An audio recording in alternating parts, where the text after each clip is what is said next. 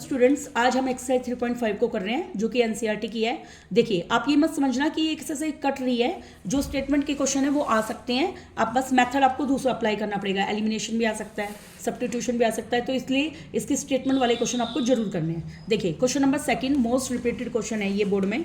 देखिए, हमें क्या रखा है, for what value of A and be the following pair of linear equation has infinitely number of solution. देखिए, हमें इक्वेशन दे रखी है 2x प्लस में 3y equal to 7, a minus b x plus में a plus b into y equal to 3a plus b minus के 2। ये हमें equation given है। देखिए, अब हमें पता होना चाहिए for infinitely many solution. Infinitely many solution के लिए क्या होता है, a1 बाई a2 बराबर होता है b1 बाई b2 के, और ये बराबर होता है c1 बटे में c2 के। अब देखिए, a1 वाला कंपोनेंट होता है जो x के साथ है, x के साथ क्या है 2, और a2 वाला कंपोनेंट होता है जो x के साथ है, इसमें क्या है a माइनस बी, b1 क्या है 3y वाला, और इसमें क्या है b1 a plus B, c1 कितना है कॉन्स्टेंट क्वांटिटी 7, इसमें भी कॉन्स्टेंट कौन है 3a प्लस बी माइनस के 2। देखिए, हमारा बन गया। इसको नाम दे दीजिए फर्स्ट, इसको सेकंड और इसको थर्ड, नाम दे दिया। अब पहले दो की क्रॉस मल्टीप्लाई करते हैं, तो मैं यहाँ पे लाइन लिखूंगी फ्रॉम फर्स्ट एंड सेकंड। लिखी, तो 2 बटे में a माइनस बी बराबर है 3 बटे में a plus b, cross multiply कीजिए, 2 को a से गुना किया 2a प्लस में 2b equal to 3a minus के 3b, दोनों रकम को इधर ले आइए, 2a प्लस में 2b माइनस का 3a प्लस का 3b इक्वल टू 0, 3a में से a गया तो माइनस का a, 3 और 2 कितने हो गए 5b इक्वल टू 0। इसको इक्वेशन नंबर क्या नाम दे देंगे, फर्स्ट। अब हम सेकेंड और थर्ड से देखेंगे, तो मैं लिखूंगी फ्रॉम सेकेंड एंड थर्ड। देखा, इन दोनों को बराबर लिख दीजिए, तो 3 बटे में a प्लस बी बराबर है 7 बटे में 3a प्लस बी माइनस के 2। आर पर गुना कीजिए, 3 को 3 से गुना किया 9a, 3 को b से किया 3b, 3 को 2 से किया 6, 7 को a से किया 7a, 7 को b से किया 7b। अब देखिए, 9a प्लस में 3b, प्लस का 7 इधर आके माइनस का 7 है, प्लस का 7 भी इधर आके माइनस का 7 भी, माइनस का 6 इधर आके प्लस का 6, 9a में से 7a गया तो 2a, और 7 में से 3 गया 4b बराबर 6। अब मैं क्या करती हूँ, इसमें 2 कॉमन ले लेती हूँ, तो बनेगा a माइनस का 2b इक्वल टू 3। मैंने पूरी इक्वेशन को क्या किया, 2 से डिवाइड कर दिया। This is equation number 2। अब देखिए, ये माइनस का है, ये प्लस का है, मैं क्या करती हूँ इन दोनों को ऐड कर देती हूँ, तो मैं फर्स्ट प्लस सेकेंड इक्वेशन कर रही हूँ। a क्या है माइनस a प्लस के 5b इक्वल टू 0, ये क्या है a माइनस का 2b इक्वल टू 3, a से a कट गया, 5 में से 2 गया 3b इक्वल टू 3, b की वैल्यू 3 को 3 से भाग किया कितनी आ गई 1। अब मैं इसको फर्स्ट में पुट कर देती हूँ। देखिए, फ्रॉम फर्स्ट इक्वेशन है माइनस a प्लस में 5b इक्वल टू 0, b की वैल्यू पुट करी यहाँ पे 1 equal to 0, minus a plus में 5 equal to 0, minus a equal to minus 5 cancel, तो a की वैल्यू आ गई 5। हमारे a और b आ गए हैं। नेक्स्ट क्वेश्चन नंबर, इसी का सेकेंड पार्ट, ये भी काफ़ी बार आया हुआ है। देखिए, for what value of k will the following pair of linear equation have no solution. देखिए, नो सोल्यूशन कब होता है, देखिए पहले मैं इक्वेशन उतार रही हूँ, 3x प्लस में y इक्वल टू 1 है, अगला है 3x प्लस में 2y इक्वल टू क्या है 4। अब देखिए, फॉर नो सोल्यूशन के लिए क्या होता है, a1 बाई a2 बराबर होता है b1 बाई b2 के, और बराबर किसके नहीं होता, c1 बाई c2 के। अब देखिए, अब हमारे पास यहाँ पे इक्वेशन, सॉरी ये इक्वेशन मैंने गलत उतारी है, ये यहाँ पे इक्वेशन ये है 2k माइनस 1 इंटू में x प्लस में k माइनस 1 इंटू में y बराबर है 2k प्लस 1। ठीक है, अब देखिए, a1 की वैल्यू कितनी है 3, a2 की वैल्यू क्या है बेटा 2k माइनस 1, b1 की वैल्यू है 1, b2 की वैल्यू क्या है k minus 1 not equal to, c1 क्या है 1 और c2 क्या है 2k प्लस 1। अब मैं क्या करूँगी, ओनली फर्स्ट और 2 इक्वल है तो इन दोनों को इक्वल रखूंगी। अब देखो, क्रॉस मल्टीप्लाई करो इनकी, 3 की k से करा 3k, 3 की 1 से किया माइनस 3, इसकी 1 से किया तो 2k माइनस 1। अब ये इधर जाके क्या हो जाएगा, minus equal to minus 1 plus के 3, 3 में से 2k गया तो k, 3 में से 1 गया 2, तो k का आंसर कितना आ जाएगा 2। अब हम इसके स्टेटमेंट वाले क्वेश्चन करेंगे। देखिए, जो हमारे ये स्टेटमेंट के क्वेश्चन है ये आ सकते हैं बोर्ड में। फोर्थ का फर्स्ट पार्ट देखिए, क्या कह रखा है, a part of monthly hostel charge is fix. किसी हॉस्टल में रहते हैं हम, तो अब वो मंथली चार्ज तो फिक्स है, चाहे उस हॉस्टल में आप 10 दिन रहो, 20 दिन रहो या 30 दिन रहो, तो इससे उस हॉस्टल वाले को कोई मतलब नहीं है, वो आपका मंथ का एक फिक्स चार्ज लेगा, वो आपको ले लेगा। अच्छा, अब वो फूड का कैसे चार्ज कर रहा है, वो डिपेंड करता है कि कितने दिन आप उस हॉस्टल में खाना खा रहे हो। मान लो आपने 1 दिन खाना खाया तो 1 दिन के रुपए लेगा, 10 दिन खाना खाए तो 10 दिन के रुपए लेगा। लेकिन जो रहने का जो चार्ज है, मान लो रहने का चार्ज मंथ का फिक्स है 500 रुपया, तो वो 500 रुपये आपसे ले लेगा, चाहे आप उस हॉस्टल में एक ही दिन रह के क्यों ना जाएं। लेकिन जब खाना आप जितने दिन खाओगे उसका चार्ज होगा। अब एक स्टूडेंट है ए, उसने खाना 20 दिन तक खाया। कितने दिन तक खाया? 20 दिन तक।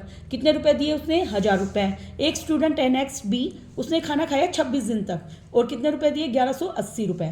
तो अब हमें बताना है फिक्स चार्ज कितना है और cost of food per day क्या है। देखिए जो क्वेश्चन मार्क पूछ रखा है वही हम मान लेते हैं। लेट फिक्स चार्ज, क्या मान लेती हूँ? Let fix charge equal to ₹x और charge for cost of food per day.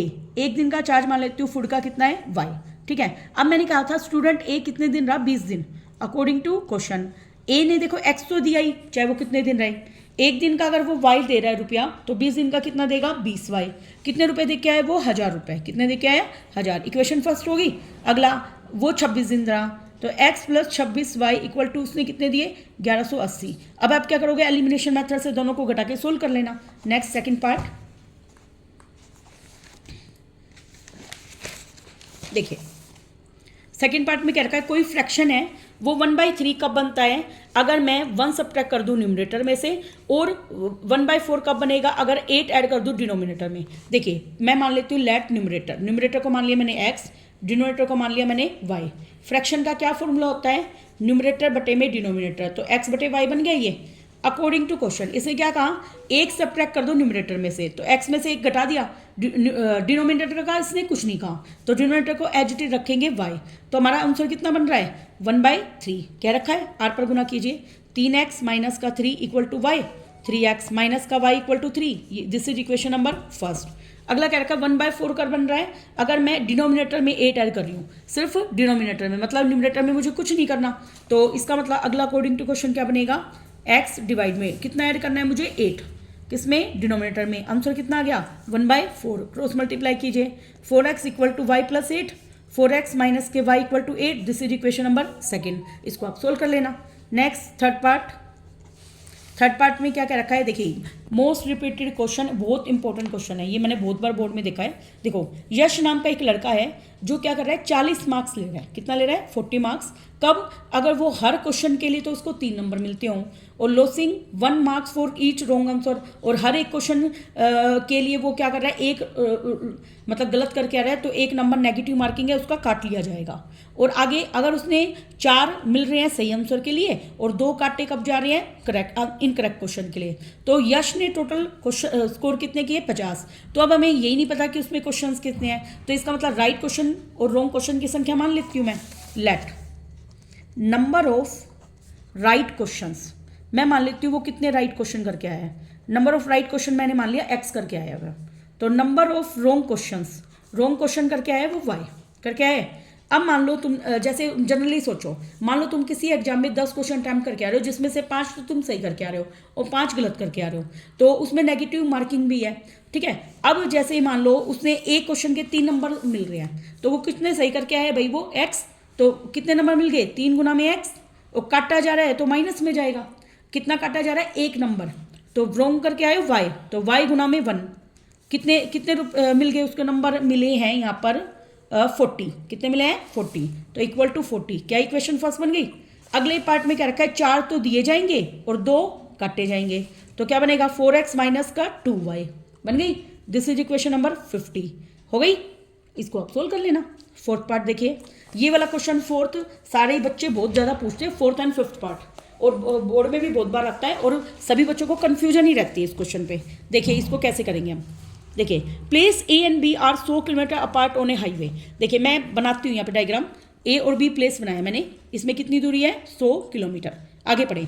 A car starts from ए, मान लो यहाँ पे एक कार है, ठीक है, वो ए से स्टार्ट कर रही है, एंड अनदर कार बी, एक कार बी है वो यहाँ से स्टार्ट कर रही है। If they travel in the same direction, दोनों इधर जा रही है, मान लो वो जाकर सी पर रुकेंगी। किस पर रुकेंगी? सी पर। तो अलग अलग स्पीड से जा रही है, और वो कितने घंटे बाद मिल रही है? 5 घंटे बाद। कितने घंटे बाद? 5 घंटे बाद। तो मैं मान लेती हूँ let speed of first car, ध्यान से समझना है इस क्वेश्चन को, x kilometre per hour, speed of second car को मान लेती हूँ y किलोमीटर पर आवर, मान ली। अब मुझे एक बात बताइए, टाइम, मीटिंग टाइम कितना है इनका, इसने क्या रखा 5 घंटे, मीटिंग टाइम कितना है 5 घंटे। डिस्टेंस का क्या फॉर्मूला होता है बेटा, स्पीड मल्टीप्लाई टाइम होता है। तो मैं निकालती हूँ distance travelled by first car. अब देखो पहली कार ए से चली थी और कहाँ तक पहुँच गई, वो सी तक, तो वो AC के बराबर है या नहीं, AC के बराबर है। इसका formula distance multiply time, speed कितनी है x, टाइम कितना लगा है उसको 5 घंटे, 5x हो गया। अब हम निकालेंगे distance travelled by second car की स्पीड कितनी है y, और कितना चलाए वो 5 घंटे तक, है ना, तो 5y। अब बताइए सेकंड कार यहाँ पे B से शुरू हुई थी तो वो C तक गई, मतलब वो क्या कितना गई है BC, क्या गई है वो BC। अब ये बताइए अगर मैं AC में से BC घटाऊंगी तो क्या आएगा AB, क्या आएगा AB। तो अकॉर्डिंग टू क्वेश्चन क्या लिखूंगी मैं, AC माइनस BC किसके बराबर है 100 के। AC क्या है हमारे पास 5x और BC क्या है हमारे पास 5y बराबर 100, 5 कॉमन ले लेना, x माइनस वाई 5 से भाग करूंगी तो 20। क्या इक्वेशन फर्स्ट बन गई। अब अगला डायग्राम देखिए वही बनाती हूँ, A और B, यहाँ पर एक कार है, यहाँ पर एक दूसरी कार है, और ये दोनों अब कहीं बीच में C पर मिलेंगी, ठीक है। अब इसमें क्या हो रहा है, ये कार इधर चल रही है तो ये कार इधर चल रही है, दोनों डिफरेंट डायरेक्शन में चल रही है, ठीक है। और आगे दोनों के बीच की दूरी वही 100 किलोमीटर है। अब आगे क्वेश्चन को पढ़ते हैं हम। क्वेश्चन में क्या रखा है, if they travel towards each other, अगर वो एक दूसरे की तरफ आ रही है तो जल्दी मिल जाएंगी। कितने समय बाद मिल रही है वो, 1 घंटे के बाद। अब देखो मीटिंग टाइम कितना है इनका, मीटिंग टाइम कितना है उनका 1 आवर। तो अब मैं क्या लिखूंगी, डिस्टेंस ट्रेवल्ड बाय, आप इस तरीके से डायग्राम बनाया है ना, कोई दिक्कत नहीं है, बाय फर्स्ट कार ने कितनी डिस्टेंस कवर करी, देखो स्पीड x ही है, टाइम कितना है 1, तो x करी, और distance travelled by second car ने कितनी करी, y गुना में 1y।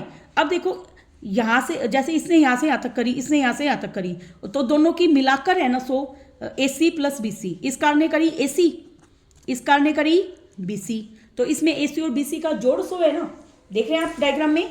तो यहाँ से हम लिखेंगे AC प्लस में BC बराबर मिलकर क्या बन रहा है 100। AC की वैल्यू कितनी है x, BC की वैल्यू कितनी है y बराबर 100। This is equation number 2। I hope इस क्वेश्चन में आपको कभी डाउट नहीं होगा। नेक्स्ट पार्ट करते हैं हम 5th क्वेश्चन। देखिए क्या दे रखा है, इसे क्या रखा है, area of rectangle gets reduced by 9 square metre. देखिए इस क्वेश्चन को पढ़ने से पहले आप एरिया ऑफ रेक्टेंगल की इन्फॉर्मेशन लिखिए। लेंथ ऑफ रेक्टेंगल की लेंथ को मान लेती हूँ मैं x यूनिट मानती हूँ, क्यों, क्योंकि स्क्वायर यूनिट में आंसर है हमारा, ठीक है। और ब्रेथ ऑफ रेक्टेंगल को मान लेती हूँ मैं y यूनिट, मान लिया। एरिया ऑफ रेक्टेंगल का फॉर्मूला क्या होता है, L मल्टीप्लाई B, तो एक्स वाई हो गया, और इसके आगे लिखूंगी स्क्वायर यूनिट, इतना आ गया। अब इसने आगे क्या पढ़ रखा है, अब बढ़ो देखो, the area of rectangle reduce मतलब कम हो जाएगा, कितना 9, मतलब जितना पहले एरिया था वो एरिया अब कम हो गया है, कितना 9। कब, अगर मैं लेंथ को भी 5 घटा दूं और ब्रेथ को इंक्रीज कर दूं कितना 3, तो देखो लेंथ को मुझे 5 घटाना है तो न्यू लेंथ क्या आ जाएगी, 5 घटाना है तो x माइनस 5 यूनिट, और न्यू ब्रेथ क्या आ जाएगी, मुझे 3 बढ़ाना है तो y प्लस 3 यूनिट आ गई। अब न्यू एरिया भी निकालूंगी मैं, न्यू एरिया फॉर्मूला वो ये L मल्टीप्लाई B, तो x माइनस 5 को मैं y प्लस 3 से मल्टीप्लाई करूंगी, तो x को y से किया xy, 3 को x से किया 3x, माइनस का 5y इक्वल टू माइनस 15 हो गया। अब अकॉर्डिंग टू क्वेश्चन, ये क्वेश्चन यहाँ पर लिखने में बच्चों को प्रॉब्लम आती है।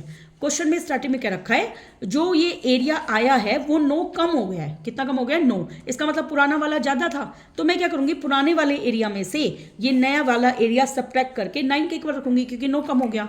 तो पुराना वाला एरिया क्या है XY, जब भी सब्ट्रैक्ट करो माइनस लगाएंगे तो ब्रैकेट लगाएंगे, ये बात याद रखना, क्या लगाएंगे, ब्रैकेट, पूरे रकम को ब्रैकेट में उतारूंगी। XY प्लस का 3x माइनस के 5y माइनस 15। यहाँ पे बच्चे बहुत कंफ्यूज होते हैं कि किसको किस में से घटाएं। देखिए ये एरिया ऑलरेडी कम हो गया है, तो इसका मतलब पुराना वाला क्या था, बड़ा, तो बड़े में से मैं क्या घटाऊंगी, छोटे को, वो किसके इक्वल आ गया 9 के। एक्स वाई माइनस का एक्स वाई माइनस का 3x प्लस का 5y। देखो मैं क्या कर रही हूँ, निशान चेंज कर रही हूँ। माइनस के 15 प्लस के 15 इक्वल टू 9। एक्स वाई से एक्स वाई कट गया, तो माइनस का 3x प्लस के 5y इक्वल टू 9 माइनस 15, तो माइनस 3x प्लस के 5y इक्वल टू माइनस 6। क्या इक्वेशन फर्स्ट बन गई अपनी? बन गई। अब अगला पार्ट क्या कह रहेगा है, अब अगर मैं लेंथ को 3 बढ़ा दूँ और ब्रेथ को भी 2 बढ़ा दूँ तो एरिया भी 67 बढ़ जाएगा। कितना बढ़ जाएगा? 67। तो न्यू लेंथ क्या जाएगी? लेंथ को 3 बढ़ाना है तो x प्लस 3 यूनिट, और न्यू ब्रेथ क्या आएगी? उसको कितना बढ़ाना है मुझे? 2, तो y प्लस 2 यूनिट। अब न्यू एरिया क्या आ जाएगा बेटा? L गुना में b, तो x प्लस 3 को y प्लस 2 से मल्टीप्लाई कीजिए। एक्स वाई प्लस का 3y प्लस का 2x प्लस के 6। अब अकॉर्डिंग टू क्वेश्चन ये एरिया पहले वाले से कितना बड़ा है? 61। अब ये बड़ा है तो ये वाला एरिया लिखो पहले, और ओरिजिनल एरिया माइनस करेंगे। ओरिजिनल एरिया तो अपना एक्स वाई था, उसको किसके इक्वल है? वो 67 बढ़ गया। एक्स वाई से एक्स वाई कट गया, यहाँ से 2, पहले x की रकम लिखो 2x, फिर y की 6 उधर जाएगा तो 61 बन जाएगा। This is equation number 2। इसको आप सोल्व कर लेना। Thank you very much. Next video में हम एग्जाम्पल्स करेंगे।